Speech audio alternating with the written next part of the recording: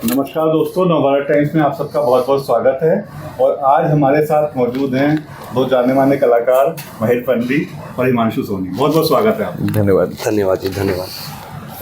तो सबसे पहले मैं आपका स्वागत करूंगा कि आज आप नवभारत टाइम्स के पाठकों के साथ एक खास बातचीत के लिए हमारे साथ मौजूद हैं। और तो सबसे पहले तो ये बताएं कि आप दिल्ली आज आप आए हुए हैं, तो कैसा अनुभव रहता है जब आप दिल्ली आप लोग आते हैं? मैं तो नोएडा से ही हूँ, मेरा तो घर है जी। तो इस साइड तो कम चक्कर लगता है, बट यहाँ पर आओ तो ऐसा लगता है कि घर पे ले जा रहा हूँ, तो it's a homely feeling. Interesting कहानी बताता हूँ नवभारत टाइम्स के लिए। मैं भी जर्नलिज्म स्टूडेंट हूँ। अच्छा। यहाँ आए थे हम इंटर्नशिप के लिए। उस टाइम मना कर दिया गया था, but it's a small world, life comes around and now you are here. किसी ना किसी एस्पेक्ट में आएगा। या दैट्स ट्रू। सो मैं जयपुर से हूँ। आप बोल सकते हो कि दिल्ली तो बिल्कुल मतलब इट्स लाइक नाउ पड़ोसी है।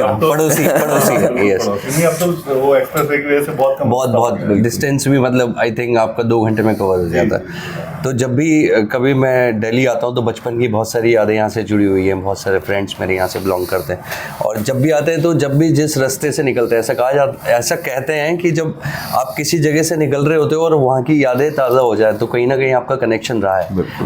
और जबकि हम बोलते हैं कि दिल्ली दिल वालों का शहर है, और बचपन में जब सुना था पहली बार आए थे तो ऐसा लगा था देख के तो आए कैसा शहर है, क्योंकि सबसे नज़दीक यही था जब हम बहुत छोटे थे। तो आज भी वो सारा टाइम याद आ जाता है। यहाँ की गलियाँ, यहाँ की बहुत सारी जो स्टॉल्स लगती हैं खाने की, बहुत सारा अमेजिंग फूड यहाँ पर मिलता है, स्ट्रीट फूड जैसे। तो बस वो सारी यादें कनेक्ट कर लेता हूँ मैं जब भी आता हूँ यहाँ से।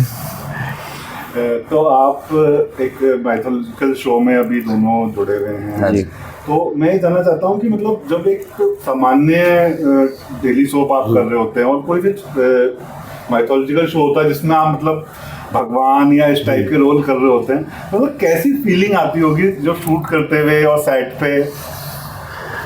तो सर मेरे को ऐसा लगता है एज एन एक्टर जब आप परफॉर्म करते हो तो किसी भी चीज़ को परफॉर्म करने के लिए पहले आपको वो उस कैरेक्टर के बारे में समझना पड़ता है। It's not about mythological character you are playing और कोई हिस्टोरिकल या फिर कोई नॉर्मल, क्योंकि कोई भी किरदार आपको बनाना होता है। लेकिन जब बात आती है माइथोलॉजिकल कैरेक्टर्स की, या हम जिनको बोलते हैं भगवान, क्योंकि हम उन्हीं की पूजा करते हैं रोज, तो एक बार बहुत डर लगता है कि मैं उस चीज़ को जस्टिफाई कर पाऊंगा कि नहीं अपनी लाइफ में। अभी माहिर भी कर रहा है, तो आई एम श्योर कि एज एन एक्टर उसने बहुत सारी प्रिपरेशन की है इस रोल के लिए, क्योंकि उसको वो हुआ है चाहे मैं हुआ। तो हम जब भी किसी किरदार को करते हैं तो हम ये समझते हैं कि लोगों की आस्था उस किरदार से कितनी जुड़ी हुई है, लोग उसको किस नज़रिए से देख रहे हैं, चाहे वो पॉजिटिव कैरेक्टर हो चाहे नेगेटिव कैरेक्टर हो। तो हम इस तरीके से परफॉर्म करें कि लोग सच में या तो मुझे उस तरीके से देखें अगर मैं पॉजिटिव रोल कर रहा हूँ, और या फिर मैं नेगेटिव रोल कर रहा हूँ तो लोग सच में मुझे बोले यार कितना खराब इंसान है। अब एक एक्टर वही कर सकता है ना कि मैं अपने कैरेक्टर में इतनी जान डालूं अपने दिल से, ऐसा परफॉर्म करें कि लोग उस चीज़ को एक्सेप्ट कर ले कि हाँ यार ये नेगेटिव है। और अगर हम रियल लाइफ में आते हैं तो हम बिल्कुल ऑपोजिट है। हम बहुत हंसी मजाक करते हैं, बहुत चिल रहते हैं, बहुत काम रहते हैं, लेकिन जब आप काम की बात करते हो तो वहाँ एक पैशन, आप जिस लिए बॉम्बे गए थे यहाँ से छोड़ करके अपनी फैमिली को, तो वो सारी चीज़ें जब याद आती है तो हमें बहुत कुछ पढ़ना पड़ता है। पढ़ने के बाद आप उसे अपने दिल से जब परफॉर्म करते हो तो फिर वो दिखता है, और शायद इसीलिए इतना सारा प्यार दे रही है जनता हमें वीर हनुमान के माध्यम से। बिल्कुल। आप क्या कहना चाहेंगे? मुझे तो ये टर्म माइथोलॉजी समझ नहीं आता। पहली बात, माइथोलॉजी मीन्स मिथ, जो सत्य ना हो, मतलब असलियत नहीं हो। ये हमने तो टर्म बनाया नहीं, ये तो हमारा कल्चर है। हमारे पास प्रूफ है, बिल्कुल सबको मिले भी हैं। करेक्ट। राम सेतु भी है, अभी चल भी रही है। आज मैंने इंस्टाग्राम पे भी उसके बारे में एक वीडियो डाली थी, where they you know gone in dive करके वो भी एक्सप्लोर कर रहे हैं। वहाँ पर उनको लिखे हुए हर जगह मिल रहे हैं। बहुत जगह पर आपको स्क्रिप्चर्स हैं, मंदिर हैं जहाँ पर ये चीज़ें हैं, और उनका ट्रेस कितने ज़मानों पुराना जा रहा है। तो ये तो मेरे को माइथोलॉजी, मिथ, इससे तो मिथ नहीं दिखाई देता। अभी इवन मैं श्रीलंका गया था तो मैंने वहाँ पर बहुत सारी चीजें देखी, सीता को जहाँ रखा गया था वो सब कुछ वहाँ पर है। काफी सारी चीजें ये प्रूवन। सो पहले तो मुझे वो टर्म अच्छा नहीं लगता, और दूसरा सबसे सैड पार्ट क्या है कि आप विद गॉड्स ग्रेस हमें अपॉर्चुनिटी मिली कि हम ऐसे कैरेक्टर्स और रोल्स करें जो हम अपने कल्चर के बारे में पढ़ पाएँ, समझ पाएँ। बट आजकल की जनरेशन के पास वो अपॉर्चुनिटी नहीं है। अगर मैं अपने कैरेक्टर के बारे में बात भी करूँ, बाली, आप चैट जीपीटी से पूछ लो, बहुत लिमिटेड इन्फॉर्मेशन मिलेगी आपको। But while working with Swastik, while working with Sony SAB, जो चीज़ें हमने पढ़ी, the amount of research that goes into एक ऐसा शो बनाना जो हमें कितनी चीज़ों का ध्यान रखना होता है सर, कि किसी की भावनाओं का हर्ट नहीं कर सकते। बिल्कुल, आपको जस्टिफाई करनी है चीज़ें, आपके पास एक्चुअल प्रूफ होने चाहिए कि ये चीज़ें एक्चुअली लाइफ में हुई हैं, एंड फिर उसके बाद उसको एग्जीक्यूट करके आपको ऑन स्क्रीन ऐसा दिखाना है कि इंसान भी कनेक्ट कर पाए।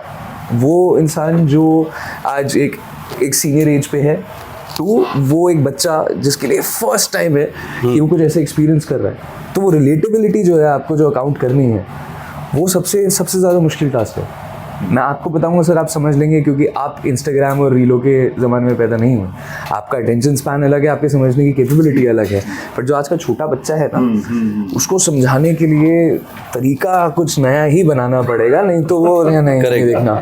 वही वो जो आजकल बोला जाता है ना कि रील्स 30 सेकंड से ज़्यादा नहीं चाहिए होती। तो अगर आपने कुछ भी कैरेक्टर में इधर उधर किया और उन्होंने वो 30 सेकंड भी देख लिया, तो लगा नहीं ये तो वो नहीं है। बट यही पॉइंट ये बहुत इंटरेस्टिंग है, क्योंकि जो बच्चा मतलब 30 सेकंड की रील देखता है, वही बिंज वॉच जिसे हम कहते हैं, वो भी करता है कि एक शो खोल के बैठा तो पूरा देखेगा। तो अगर उसे हल्का सा भी फन आ गया या उसको लगा रिलेटेबिलिटी दिखी उसके अंदर, तो वो देख लेता है। तो एक्सट्रीमिस्ट बिहेवियर है, इस पार या उस पार, तो कोशिश रहती है उस पार ही जाएं हम, बिंज वॉच करें। ऑफ कोर्स बच्चे भी देखें, क्योंकि यार सैडली हम लोगों ने स्कूल में ये चीज़ें नहीं पढ़ी। हम लोग पढ़ते थे कि भाई नाजी जर्मनी में क्या हुआ, हमने पढ़ा कि ब्रिटिशर्स ने क्या किया, हमने नहीं पढ़ा कि हमारे कल्चर में क्या था।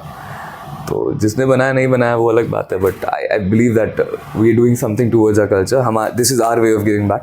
हम जो अपने तरीके से कुछ कर सकते हैं अपने कल्चर के लिए, I take a lot of pride in it, completely a lot of pride in it, and I know he does too, क्योंकि अगर हम ही नहीं करेंगे तो कौन करेंगे ना सर। बहुत अच्छा लगा, आपने काफ़ी अच्छी मतलब इस तरीके से उसको एक्सप्लेन किया है इस चीज़ को। तो मैं जानना चाहता हूँ कि हिमांशु, जैसे आपने तो पहले भी कई सीरियल्स में रोल किया है, मतलब भगवान का रोल प्ले किया है, तो मतलब कभी क्या ऐसा होता है कि आप जैसे कहीं ट्रैवल में होते हैं या पब्लिक कहीं पे होते हैं, तो एक अलग तरह की रिस्पेक्ट मिलती है?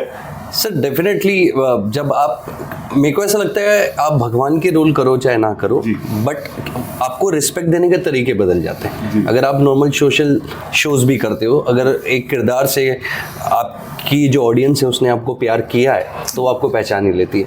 अब बात आ जाती है जब हम इस तरीके के किरदार करते हैं, तो लोगों की आस्था, जब आस्था किसी ह्यूमन फॉर्म में कनेक्ट होती है, जैसे हम मंदिर जाते हैं तो एक पुजारी के साथ हमारी आस्था होती है। जब किसी एक्टर को वो देखते हैं और उन्हें लगता है कि यार ये जस्टिफाई कर रहे हैं, जो भी बोल रहे हैं हमें समझ में आ रहा है, जैसा मैंने पोर्ट्रे किया अपने दिमाग में कि ऐसे होने चाहिए, ये ऐसे दिखने चाहिए, तो उनके लिए एक आस्था अलग हो जाती है। तो ऑफकोर्स बहुत सारी चीज़ें बदल जाती हैं। लेकिन आजकल की ऑडियंस बहुत स्मार्ट हो गई है। जो एक ज़माना था जब हम सुनते थे कि अरुण गोविल सर जब निकलते थे, तो आप समझ रहे हो कि दुनिया उलट पुलट हो जाती थी। महाभारत आ रहा है तो 200 जने बैठते थे। बट आजकल की जो जनरेशन है उनको पता है ये एक्टर्स है और अच्छे एक्टर्स है, तो उस तरीके से नहीं होता है, बट स्टिल हाँ वो प्रेस करते हैं, आपसे मिलते हैं। तो वो मैंने शायद आउट ऑफ इंडिया बहुत देखा है वो बट इंडिया में अभी थोड़े से स्मार्ट हो गए लोग। यस जी जी जी। और भाई आपके साथ कैसा होता है? आप तो मतलब मॉडल भी रहे हैं, फिर आपने वंशज में इतना आपको पसंद किया गया, और मतलब आपके पास एक डाइवर्सिटी इतनी सारी, तो आपको कैसा रिस्पॉन्स मिलता है लोगों के साथ जब आप पब्लिक उसमें होते हैं? हर जगह अलग कैरेक्टर के नाम से जाने जाते हैं, अलग लैंग्वेज, अलग कंट्री के काम की वजह से जाने जाते हैं। अच्छा लगता है, स्पेशली बहुत ज़्यादा अच्छा तब लगता है कि जब लोग पुरानी चीज़ों को पकड़ते हैं, लोगों को नाम नहीं याद रहते, हमारे नाम नहीं पता होता, and that's completely all right. Character के नाम याद रहते हैं तो लगता है कि हाँ चलो हम काम तो सही कर रहे हैं, कुछ तो सही कर रहे हैं जीवन में। करेक्ट, तो that is very important. But also I would like to add कि आप क्वालिटी वर्क जब करने जाओ ना सर, सैडली हमारी इंडस्ट्री में बहुत लिमिटेड है, and God's been very kind कि हमें वैसी अपॉर्चुनिटी मिली कि हमने क्वालिटी वर्क किया, सीखा भी, लोगों से कनेक्ट भी किया, तो that is God's blessing firstly. But I just want to make it a point कि माइथोलॉजी को लेके ना जिसे हम माइथोलॉजी कहते हैं, या जो टर्म भगवान है, या हमारे कल्चर को लेके लोग बहुत टची हैं, राइट? बट थे, अभी नहीं है। हाँ, that's what I'm saying कि ये सिर्फ इंस्टाग्राम के लिए टची हैं। करेक्ट। जो इन्होंने बात बोली वो बहुत अच्छी बात बोली कि पहले कनेक्टिविटी, एक लोग जिसे फेम कहते हैं, वो फेम नहीं था, वो उनकी मानता थी, उनको भगवान दिखते थे उनमें। आज उनको वो नहीं दिखते, आज नहीं दिखता है, आज एजेंडा दिखता है, कहीं ना कहीं फेम। करेक्ट। और आई थिंक इसीलिए इस तरीके के शोज बनने चाहिए, क्योंकि आजकल की जो जनरेशन बहुत तेजी से वेस्टर्न कल्चर की तरफ भाग रही है। बिल्कुल। मतलब अगर मैं देखा जाऊँ, माहिर हो, मैं हूँ, हम जिस एज ब्रैकेट से आते हैं, ऑफ कोर्स माहिर तो बहुत छोटा दिखने में यूज है, बट इट्स कि हम लोग मतलब हमारे पास खेलने के लिए क्या था, देखा जाए तो मिट्टी, करेक्ट। एक बैट, बिल्कुल नॉर्मल फैमिली से बिलोंग करता हूँ मैं, तो एक बैट बॉल होती थी, दशहरे मेले में जाते थे तो तीर कमान दिला देते थे घर वाले, रावण जलता हुआ देख लिया तो बड़ी खुशी हो जाती थी। फिर एक मन में, यार क्यों जलाया जाता है, मतलब क्या किया इन्होंने, तो अच्छा रामायण देखनी पड़ेगी, घर वाले बोलते थे तो हम देखते थे।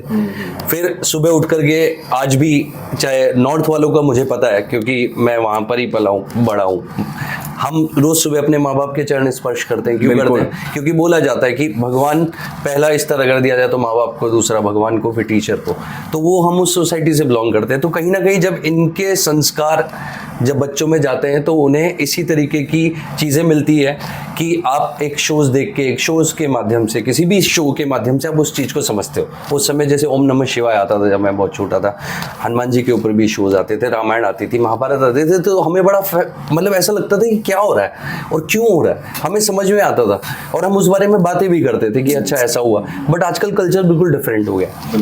आज आप किसी को, आज मॉडर्न सोसाइटी में जाओगे तो हनुमान, उनकी जीवनी के बारे में नहीं पता होगा, राम की जीवनी के बारे में नहीं पता होगा, बट जो किसी ऐसा व्यक्ति जो नहीं जानता है उसने बोल दिया कि अरे पता है तुझे ऐसा क्यों हुआ था, वो तो वो बच्चा बस वही जानता है, बोले अरे तुम्हें, अगर हम उन्हें अच्छी भी बात समझाएंगे ना, बोलेंगे ऐसा थोड़ा हुआ था, ऐसा हुआ, बट वो YouTube का पॉडकास्ट जरूर सुन लेगा। हाँ, वो वाली लैंग्वेज रह जाएगी। तो और मुझे ऐसा लगता है जितनी भी ये हॉलीवुड की फिल्म्स बनी है, जिसको लेकर के आजकल के जो जेनजी बोल सकते हो या लेट मिलेनियल्स थे जो हैरी पॉटर्स और ये सब देखते हैं और एवेंजर्स और ये जितनी भी, ये सारा अगर देखा जाए तो मैं महाभारत का अगर ग्रंथ खोलूंगा ना तो सारे कैरेक्टर उसमें लिखे हैं। वायुदेव, सुपरमैन ना, जी जी जी, आप समझ रहे हो, बिल्कुल। और आप बोल सकते हो ना भीम, बिल्कुल, आप समझ रहे हो, तो हाँ बिल्कुल। आप, और अब महाभारत एक ऐसा ग्रंथ है जिससे कितने लाखों करोड़ का सिनेमा फॉरेन हॉलीवुड में बना है और इंडिया ने पैसा दिया उन्हें देखने के लिए, वो जो उन्होंने पढ़ा नहीं है आज की जनरेशन ने, बट वो लिखा है, हमने पढ़ा है। आप समझ रहे हो, तो ये एक दुर्भाग्य की बात है। इसीलिए मतलब मैं आज भी ये बोलता हूँ, जब भी कोई चैनल इनिशिएट करता है कि हम इस तरह के शोज बनाएंगे, सोनी सब अभी जैसे वीर हनुमान बना रहा है, तो इसमें हम यही दिखाना चाहते हैं कि हमारे जो संस्कार हैं, जो हमारा आप बोल सकते हो इतिहास है, क्योंकि इसको माइथोलॉजी बोलना मिथ ही हो जाएगा, क्योंकि हमारा इतिहास है, बिल्कुल ठीक है। क्योंकि गॉड मेरे लिए सिर्फ 3 है, ब्रह्मा विष्णु महेश, उसके बाद तो सब ह्यूमन फॉर्म में आते रहे और अपना मैसेज देते रहे टीचर्स की तरह। तो आई थिंक ये भी एक टीचिंग है, एक शोज के माध्यम से, जो आज की जनरेशन को देखनी चाहिए, जिससे उनके ही संस्कार बढ़ेंगे और उन्हें बहुत कुछ अगर देखा जाए तो उनका वाइजली विजन देखने का हमारी सोसाइटी को, हमारे कल्चर को खुलेगा। एक बहुत अच्छा पॉइंट बोला था, हम बचपन में रावण दहन करते जलाते थे। वाइल डूइंग द शो ये चीज़ें हमने जब डिस्कवर करी तो ऑब्वियसली बाली और रावण का इंट्रैक्शन बहुत इंपॉर्टेंट था। तो कहीं ना कहीं हमने रावण के बारे में पढ़ा, राम जी के बारे में बहुत पढ़ा, तो बहुत सारी ऐसी चीज़ें पता चली जो नहीं पता थी। राम जी ने कभी सेलिब्रेट नहीं किया विक्ट्री, ब्राह्मण हत्या हुई थी, करेक्ट। उन्होंने, राम जी ने ही मंत्र पढ़े थे जब रावण की डेथ हुई थी। शिव जी उदास थे, उनके सबसे बड़े भक्त की हत्या हुई थी। 1943 वाज द फर्स्ट टाइम जब रावण को जलाया गया था, उससे पहले नहीं। अच्छा, उससे पहले नहीं जला। देखिए, मतलब आपने जब उस चीज़ को किया, एक्सप्लोर किया, तो आपको और नई चीज़ें उस बारे में जानकारी है। तो वो एक्चुअली कहें तो वो प्रमोटेड था to create a sense of unity in amongst the culture. पर वो ऐसी प्रैक्टिस नहीं थी जो सेलिब्रेट करी जाती थी। क्योंकि कहीं ना कहीं रावण के 10 जो हेड बोलते हैं हम, दशानन, वो 9 के 9 तो एक से बढ़कर एक थे। प्रकांड पंडित, सारे वेदों का ज्ञाता। आप समझ रहे हैं? Speaking he was a scientist. या अब अगर आप बात करें सीता जी को जब उन्होंने वहाँ रखा था तो सीता जी के साथ कुछ गलत नहीं किया गया था, राइट? उन्होंने टच भी नहीं किया था। तो बहुत सारी ऐसी चीज़ें हमारे कल्चर के बारे में जो जब हम शोज़ भी देखते हैं जो ऑलरेडी बन चुके हैं उसमें नहीं बताए। सिमिलरली जब आप हनुमान जी की जर्नी देखते हैं जो हम कर रहे हैं, ऐसी कितनी चीज़ें जो हमें पता है कि हनुमान जी गए थे आम खाने सूर्यदेव के पास, करेक्ट, उनको शक्तियाँ भूलने को बोल दिया और बहुत सारी चीज़ें, बट अरे वो जर्नी के बीच में क्या क्या हुआ, वो ह्यूमन इमोशन कहाँ गया, एक मदर का पेन, एक फादर का जो बेचैनी होती है ना कि मेरा बेटा कहाँ है, वो कहाँ गया, उनके आसपास जो लोग जुड़े हुए थे, सुग्रीव का कितना इंपॉर्टेंट रोल था हनुमान की जर्नी में। जब बाली वापस आ गया था, वो किंगडम में वापस बैठ गया था, गुफा से वापस आके सुग्रीव को उसने निकाला था, केसरी का पुत्र हनुमान, वो भी सेनापति था, तो वो राजा के साथ क्यों नहीं होता, वो सुग्रीव के साथ क्यों होता? वो भी बहुत इंपॉर्टेंट जर्नी है, क्योंकि अगर आप वो बचपन ही नहीं जानेंगे तो आपको हनुमान जी का वो डिसीजन कैसे समझ आएगा कि क्यों वो सही थे। क्योंकि लोगों के लिए तो बहुत ईजी ना, कि मैंने ये इंस्टाग्राम पे ही कहीं पढ़ा और मेरे को बहुत इरिटेशन हुई कि किसी ने पॉडकास्ट में बोला था, मैं नाम नहीं लूंगा, जहाँ ने बोला हनुमान जी तो गलत थे, जब वो सेनापति थे तो उन्हें अपने राजा के साथ रुकना चाहिए था। तो this is what the difference is between literacy and education, correct, that half obtained knowledge is always a disaster. Yes, that's true. So let's not destroy our culture by spreading useless stuff on YouTube. What's Veer Hanuman? Let's discuss some actual facts. Let's talk about our culture. क्योंकि मुझे ऐसा लगता है social media पे जो भी हम देखते हैं वो क्या होता है, हाँ, और वो ऐसा होता है कि मैं बैठा हूँ, मैंने एक बुक पढ़ी और मैंने एक लाइन पढ़ी, अच्छा ऐसा हुआ था, खत्म। अब मैंने उसको जानने के लिए और राइटर्स को नहीं पढ़ा, हम पिछले अपने ग्रंथों में नहीं गए हम, लेकिन जब एक शो बनता है तो उसके पीछे बहुत बड़ी टीम होती है, रिसर्चर होते हैं, बहुत सारे राइटर होते हैं, तो वो कुछ भी ऐसे ही नहीं लिख देते, उनको बहुत चीज़ें पढ़नी पड़ती है, उसके बाद उनको कंफर्मेशन के लिए और 3-4 ग्रंथ या बुक्स खोलनी पड़ती होगी, जब जाके उन्हें जब कंफर्मेशन मिलती है कि हाँ ये चीज़ हुई थी, तो हम इसको अब किस तरीके से प्रेजेंट करेंगे। तो वो उसी तरीके से उस पूरे माहौल को समझते हुए, खुद को अंदर देखते हुए उस स्टोरी में वो लिखते हैं कि माँ के क्या इमोशन हुए होंगे उस समय, बाली क्या सोच रहा होगा, सुग्रीव ने क्या किया होगा, केसरी की क्या स्थिति होगी। क्योंकि भी एक बहुत अच्छा सीन था आप लोगों का जिसमें मतलब मैं उसमें इमोशनल हो गया था और ये सच में मुझे नहीं पता था। हनुमान जी का जन्म हो रहा है, वो पेट में है, अंजना लेबर पेन से बहुत मतलब वो तड़प रही है, और यहाँ बाली, माहिर भाई नहीं बाली तो बाली क्या करता है, जहर पॉइजन मिला देता है खीर और दे देता है। अब वो ले लेती है तो उन्हें अब जहर वाला पेन हो रहा है, लेकिन हस्बैंड क्या सोच रहा है, शायद लेबर पेन है, बच्चा होने वाला है, करेक्ट। आप इमोशन देखिए, उनको पता ही नहीं मेरी वाइफ मरने वाली है, हनुमान जी मरने वाले, बिल्कुल। और मेरे को लग रहा है कि नॉर्मली तो है ना, होने दो, आप समझ रहे हो। तो इस तरीके से आज के ये मैसेज क्या है, इट्स नॉट अबाउट हनुमान और बाली और सुग्रीव, इट्स लाइक कि हमारे सोसाइटी में ऐसे कई लोग विद्यमान हैं, आप समझ रहे, उनके आंखें खोलने के लिए कि लाइफ में जाने वाले आप अकेले हो इस दुनिया से, तब कुछ लेके नहीं जाओगे, तो अपने धर्म के मार्ग को अपनाओ, शांति, प्रेम, करुणा, निष्ठा। तो ये सारे माध्यम इस शो के द्वारा हम लोगों को देना चाहते हैं कि हमारी संस्कृति सिखाती है मोहब्बत करना, प्यार करना निस्वार्थ भाव से। छल कपट तो सभी कर रहे हैं ना, तो आप में और उसमें कोई फर्क नहीं रह जाता। तो हम क्यों अलग थे आज दुनिया में, हमें क्यों माना जाता है। रिसर्च चले जाओ, आप नासा चले जाओ, बड़े से बड़ा डॉक्टर ले लो आप वर्ल्ड में, आपको नाम इंडियंस का मिलेंगे। क्यों? ब्रिटिशर्स यहाँ पर आए, राज किए, नालंदा यूनिवर्सिटी चलाए, सारे ग्रंथ लिए और चले गए। आप समझ रहे हो व्हाई? क्यों सोने की चिड़िया कहा जाता था? इट्स नॉट अबाउट एक बर्ड है सोने की। क्यों? क्योंकि हमारे पास इतना सब कुछ था जो हम खुद खो रहे हैं अब। तो वो खोए नहीं, अपनी संस्कृति को वापस पकड़ के रखें। और एक एजुकेशन ही ये है जो टेलीविजन में इस तरह के शोज बनते हैं। तो ये एजुकेशन आपको हम लाइव दिखा रहे हैं, विजुअली दिखा रहे हैं, ताकि आप कनेक्ट करके उससे सीखें। तो बस एब्सोल्युटली। आप लोगों ने बहुत ही खूबसूरत तरीके से अपनी बात को रखा और मतलब यंगस्टर्स को भी एड्रेस किया और हर एज ग्रुप को अपने एड्रेस किया और बात को बताया। तो बहुत बहुत धन्यवाद हमसे बात थैंक यू जी, करने के लिए। Thank you. जय श्री राम। हर हर महादेव। हर हर महादेव।